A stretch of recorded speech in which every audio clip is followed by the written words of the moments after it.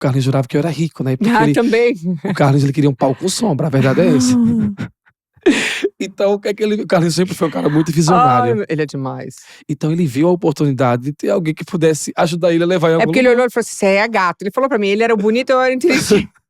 Carlinhos falou isso pra mim. Aí ele já tinha observado, a gente começou a se conhecer através de amigos em comum.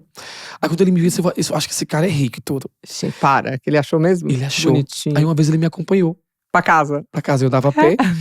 A vila é muito perto de onde eu moro, que era, o bairro onde eu moro é Bititinga o nome. Bititinga. Bititinga, que é dois bairros são periféricos, Tá. a vila e a Bititinga. E Bititinga. é pertinho do outro. Então eu ia a pé pro colégio, o cara também ia a pé. E a gente se cruzava em Quantos anos caminhos. vocês tinham, gente? Ô Lu, eu tinha 16 anos de idade. Tá, e ele? Ele é mais velho que você? 18, 19. É, 19 verdade. anos. Diferença 3 anos de idade. Tá. 3, 4 anos. Então daí, ele jurava que eu era rico. Quando ele viu a casa da minha avó, ele disse que ficou tão decepcionado comigo. Nossa, ele falou Ele isso. falou que ele disse que da hora não deu nem vontade de mais. Ele disse, eu acho que eu vou Ele não- desapaixonar. Ele não falou isso. Mas não é que, tipo assim, é porque naquele momento já habitava aquela alma de visionário, de alguém é que também que demais. queria chegar muito alto, muito longe. E juntou comigo, que sempre fui muito sonhador, mas eu sabia que só os meus sonhos não me levariam a lugar nenhum. Sim. Precisava ter atitude. Uhum. Então eu sempre fui um cara de muita atitude. E daí eu comecei, aí o pessoal jurava que eu era rico e tudo. Aí minha mãe trabalhando como professora, meu pai trabalhava como vigilante.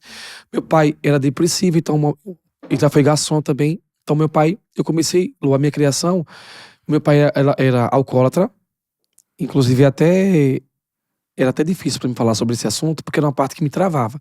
Eu entendo que quando eu falo o que eu passei, eu tô ajudando milhares de pessoas Sim, que passam pela mesma situação. que vão estar É assistindo isso, aqui a nossa é isso, entrevista. Então, é ao isso. invés de eu anular minha história, eu quero transformar e impactar milhões de outras Claro. histórias. Sim. E meu pai, ele era alcoólatra. A minha mãe trabalhava como professora, os 2 horários. Então, a minha mãe chegava em casa, ela passou a cuidar mais de 10 anos do meu pai, assim. Meu pai, Ele ficava agressivo? não, ele só... Chorava? O único mal que ele Chorava, fazia não? era só com ele. Era de ficar trancado em quarto escuro. Era de ficar sem tomar banho. A gente já teve que dar banho Mas no isso é meu por causa da pai. depressão, não? Hã? Isso é por causa da depressão ou por causa da bebida? Foi assim, ele era alcoólatra. E quando ele ficou ausente da bebida, levou à depressão. Ah, entendi. Porque o médico disse, se você É. não parar de beber, Vai morrer. Emanuel, você vai morrer. Então a pessoa não quer morrer, mas também não quer viver sem um vício. É difícil, Então né? começou a ficar aquela coisa confusa, a pessoa depressiva, depressão não é brincadeira. Não é. Eu tento ajudar muitas pessoas sobre o assunto de depressão, porque eu vivi. Né? Sim, Eu não morava viveu, com meu é. pai, eu morava com a minha avó. Sim. Mas era um bairro periférico, É que era claro, aquelas você vê, casinhas uma você atrás sente. do ladinho da outra. Sim. A casa da minha avó, entre do meu pai, era 6, 7 casas. Então eu ajudei muito meu pai nesse processo. E a minha mãe era uma mulher, na época minha mãe tinha 28 anos de idade. Então meu pai, ela já lidava com a depressão do meu pai há mais de 20 anos. Ah.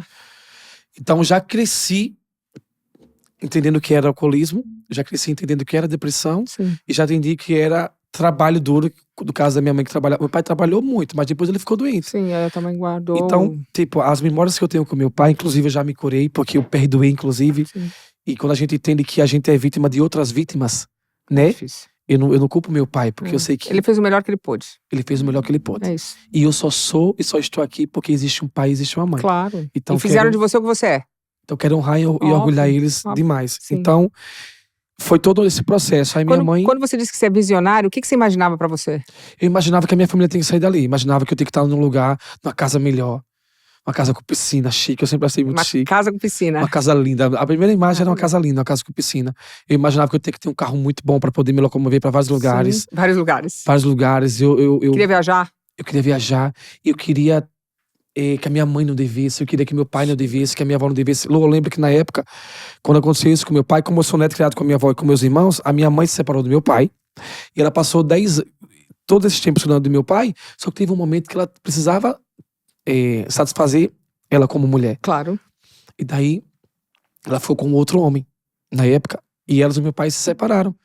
E eu via muita gente falando, sua mãe é isso, sua mãe... E a minha mãe passou a vida inteira dela dedicada ao meu pai. E ao invés das pessoas, mãe, quando as pessoas lhe apontam, eu te amo, eu sou teu filho, eu tenho que pra dizer que eu nunca vou te abandonar, você tá louca? Não existe isso. E a minha mãe foi uma mulher, eu acho que hoje eu sou uma pessoa que me posiciono mais que nunca, porque minha mãe foi uma mulher que se calou muito diante das dores dela. Você via minha mãe, era linda, maravilhosa, iluminada, do bem, mas é uma pessoa muito calada. Ela Como é o nome da guardou... sua mãe? Thelma. Thelma. Ao invés de ela guardar as dores, ela guardava as dores dela e ela dizia, minha mãe, hoje eu falo por mim, pela senhora, onde eu for. Ela morre de orgulho? Ela faleceu, mas quando ela estava viva, ela tinha um orgulho absurdo, né? Muito, Lu. A minha mãe era aquela mãe que quando eu ia apresentar qualquer coisa, Ela eu sempre fui muito assim de aprender muito fácil. Ela dizia, eu aprendi a carro, ela dizia, meu filho, você tá andando de carro. Eu ia e dava tipo Fofa. assim.